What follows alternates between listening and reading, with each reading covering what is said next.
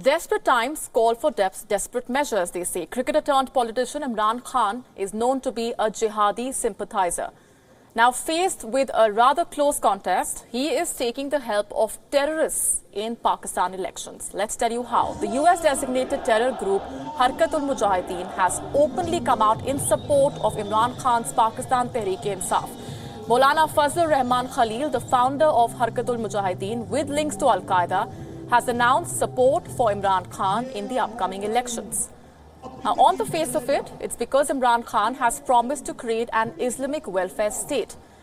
But this backing is crucial at a time when Imran Khan is locked in a close contest with Nawaz Sharif's Pakistan Muslim League Nawaz in the Punjab province and the Pakistan People's Party of Bilawal Bhutto Zardari in Sindh. Earlier, a PTI candidate, Asad Umar, had announced on social media that Fazlur Rahman Khalil has joined Imran Khan's party, but later clarified that the terrorist has decided only to support the party and will not be joining it.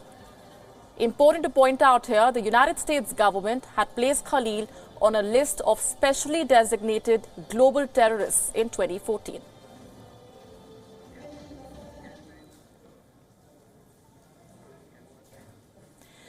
Joining us on the broadcast this evening is Imran Khan, journalist and author from London. Imran, thanks very much for speaking with us here on WION.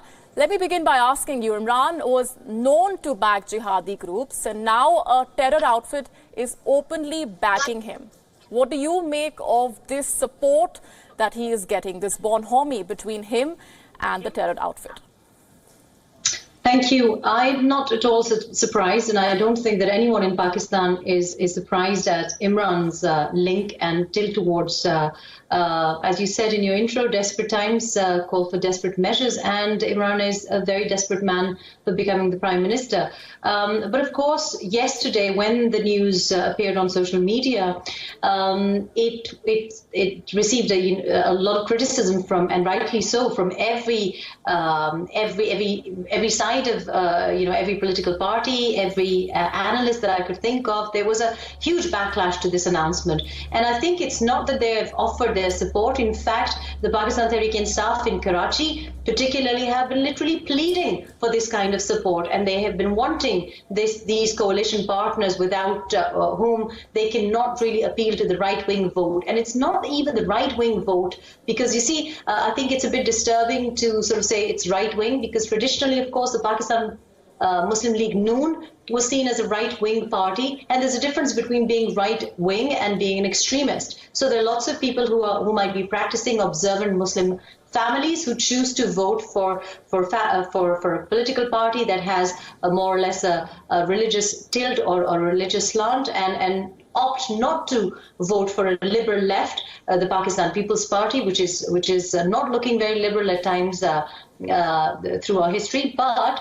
that is the traditional choice. And then added on to that are the extreme right, which are the Jamaat-e-Ulama Islam, JUIF group, and of course Jamaat Islami.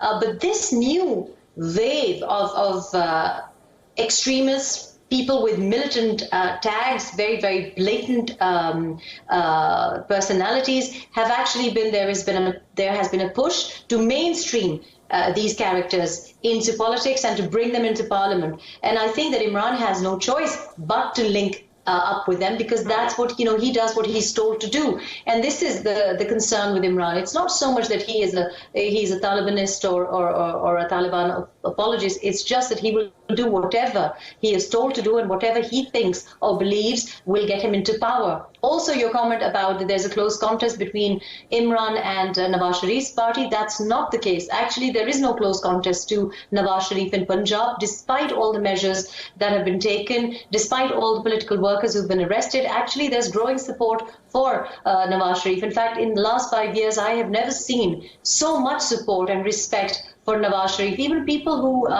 were opposing him and were disliking his style of politics or were not political party workers are actually supporting him now, purely because he's become a symbol of anti-establishment. And I think this narrative of theirs has resonance with a lot of people. And for the first time in Punjab, we are seeing almost an uprising against the military and the establishment. And this is certainly a tabdili for Punjab.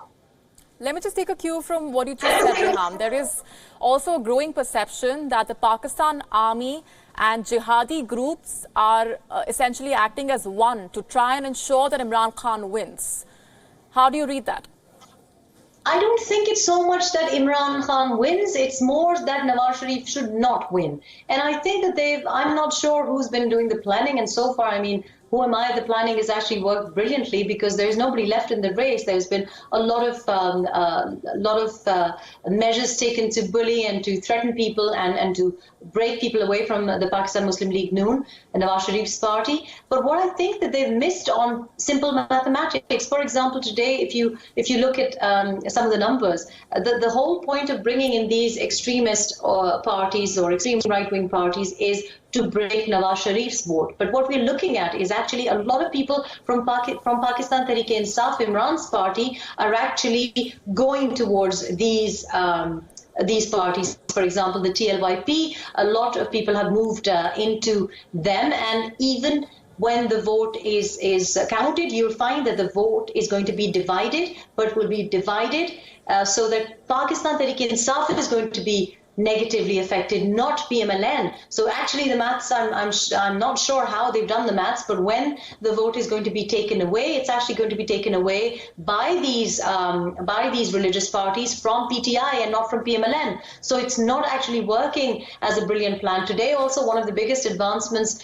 is, and it's a sign of times to come, is the fact that Zardari has been taken off, and his sister Faryal Talpur has been taken off the exit control list. And we believe that this has happened because they were openly giving a few feelers out that if they were not taken off the exit control list, that they would be talking about what happened during the Senate adjustment and what role they were asked to play. And I think that has worked, and that threat has worked, and they've been taken off the ECL immediately. Now, if they've been taken off the ECL because of this, and if this is true, then that means that actually the kingmaker is, again, Zardari, and those 40-50 vote seats that they expect to win will actually make the decision if Imran is going to benefit or indeed the PMLN.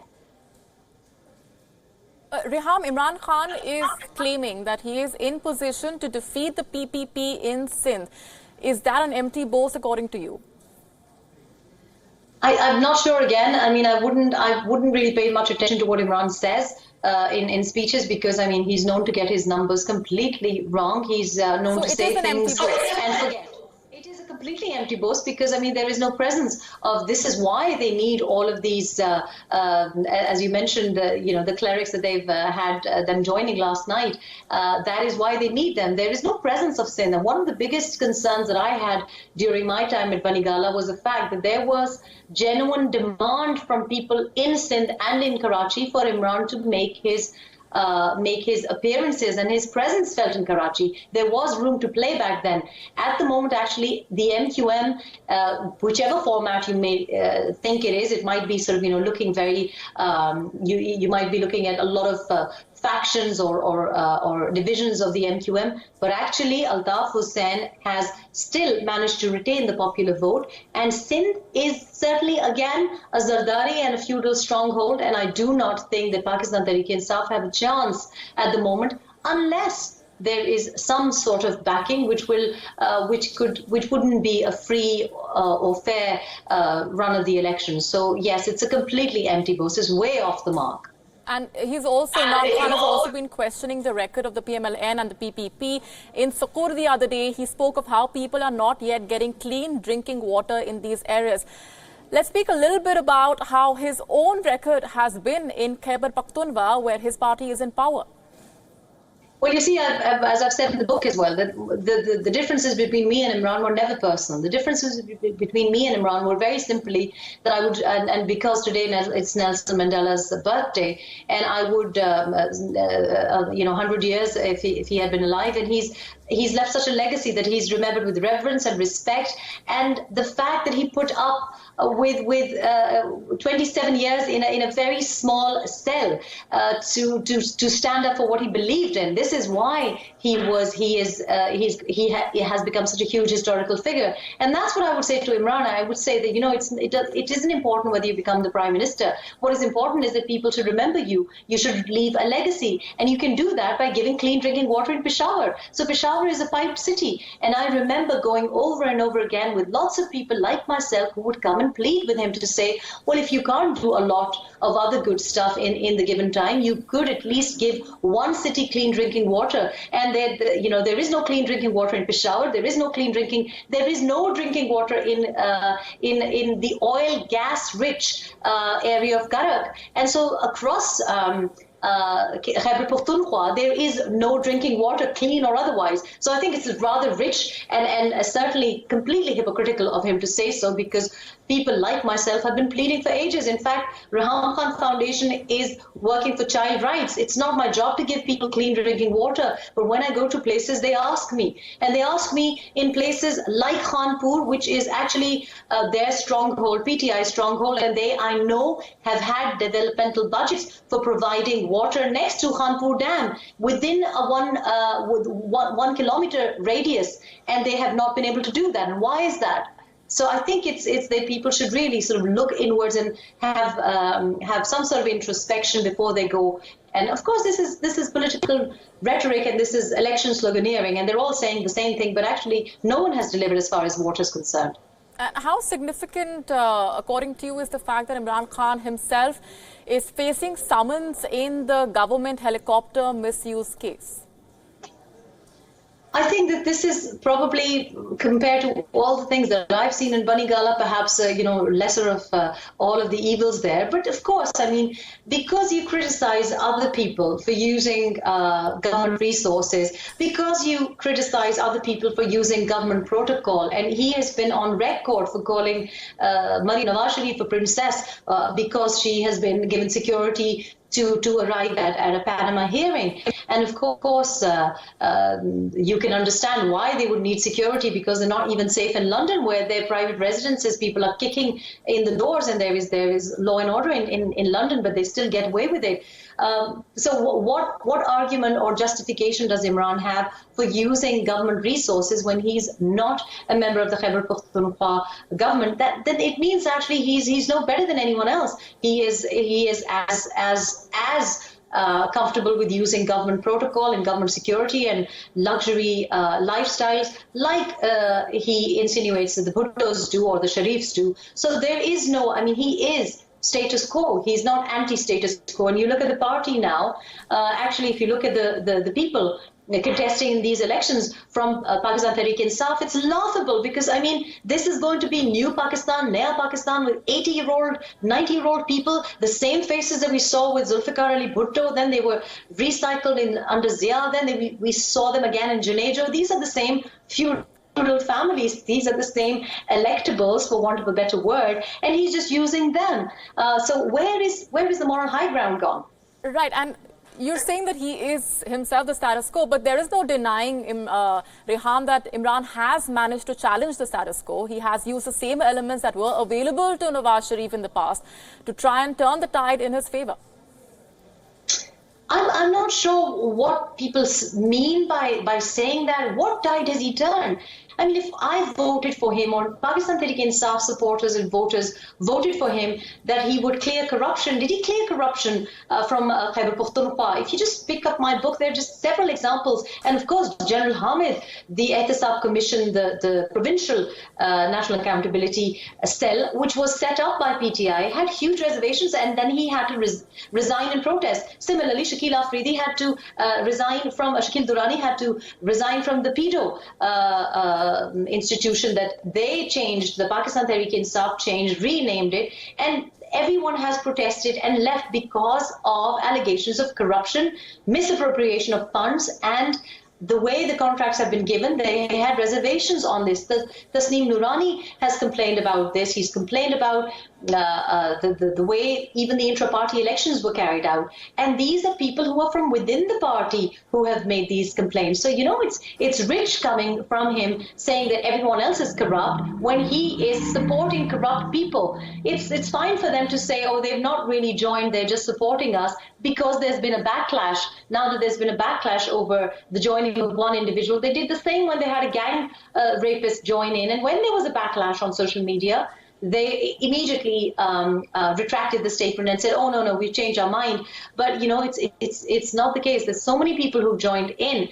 Much as 75% of the tickets given to the candidates in the upcoming elections in a few days are all non-PTI or new PTI entrants, and they are all status quo. They're actually the worst of the worst. They've actually taken the filth from every other party. The other parties, Pakistan People's Party is actually looking very clean now, thanks to the PTI, because all the people that we had issues with, who were part of the Pakistan People's Party, have now left Pakistan People's Party and are part of Imran's party. So where do we come up with this, that he's actually sort of, you know, broken the status quo, or that he's not? He's as bad as them. He's doing exactly the same things. He's not anti-corruption, he's not anti-status quo, and of course there's a lot of hypocrisy going on. So how is he any different? What is on offer? Why should anyone vote for him? He's not offering anything better. He's just a cheap copy of the status quo. All right, the other day, Reham, there was a video of a PTI worker, Nadia Chaudhry. She was in that video seen appealing for help and saying that her life is in danger because of the constant threats she's getting from the army and from the ISI. In fact, let's just take a listen in to what she had to say in that video. I'll just come back to you for a reaction. Today, ISI and the army sent a guy to be in my house, under my bed, to steal my phones. I helped them. I helped PTI, and I helped the Pakistan Army and ISI. And now you can see all these people are here, and they're going to make me disappear. So this may be the last time I'm seeing my family or my family seeing me. They're going to make me disappear is what she says in that video. Now, the PTI worker, Nadia Chaudhry, seen in that video saying those words, has now gone missing. Reham, there have been many mysterious disappearances over the last few years. Now, this is supposedly to aid a candidate, isn't it?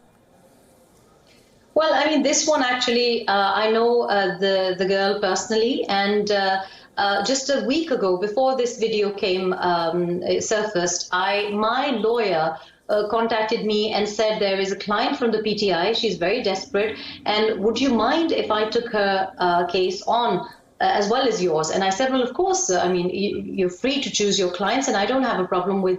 And then he asked me, do you know this lady? And I said, yes, I do know this lady from the time of the dharna. And I remember that she was treated very unfairly and very rather rudely in front of me by a few people. And he said to me that she is about to, she's come to me because she wants to launch a #MeToo sexual harassment complaint against two Pakistan Tehreek-e-Insaf leaders. One of them was Shah Mahmood Qureshi, who's the vice chairman, I believe, and the other one, I believe, was Shah Farman, a chief minister, a minister from Khyber Pakhtunkhwa. And so I spoke to my lawyer, Yasser, and I said, okay, I'm not surprised, because I do realize that, you know, these young girls who come in, and some of them have actually come in from England and are devoting their time. There are many other people. There are about 3-4 other women who I know, and I know because my inbox is full of complaints. Younger women in the party constantly complain of sexual harassment. They also complain of the fact that they are used to do much of the donkey work. You know, they do all the hard work in policy writing, and so, you know, they're running around doing all of the work, but they never get notified for any positions. They're overlooked for even positions on reserve seats. And so all of these hardworking, there's several other girls like this. And so when this video came up, I wasn't surprised, because I think that maybe the cases that she was going forward with, of course, because she was a client of my lawyer, I didn't go into the details of, he just asked me that I wouldn't have a problem. And I said, of course I wouldn't have a problem. You can represent whoever you want to represent, whether they're the PTI or not. So he did have this conversation with me, and then this video surfaced, and so it's very shocking. I'm not sure what this girl had. She probably had a lot of information, and it's very common for these things to happen. On the day of the landing of Nawaz Sharif and Maryam Nawaz Sharif, there was a Norwegian reporter who went missing because he had a bit of footage of people reacting against the police and the local law enforcement agencies when they were being beaten up and sort of, prevented from reaching the airport. And this man has gone missing. It's something that the news has not covered at all. There's been a blackout.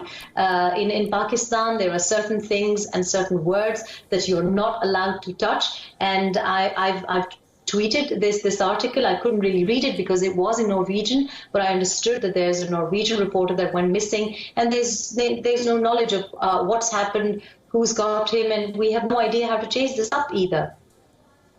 All right, many major attacks, terror attacks on election rallies in Pakistan, but not many leaders coming forth to slam the participation of terrorists in elections and the mainstreaming of terror, rather, in this election. We heard from Bilawal Bhutto the other day. The young man seems to be the only one speaking out against such a mainstreaming of terror. Well, with Bilawal Bhutto, I think he's making all the right noises. And I mean, he's saying all the things that we want to be listening to in politics. I think he's clearly an educated man, and very the things that he is saying are all very politically correct. I hope and I pray that actually this is something that he carries on.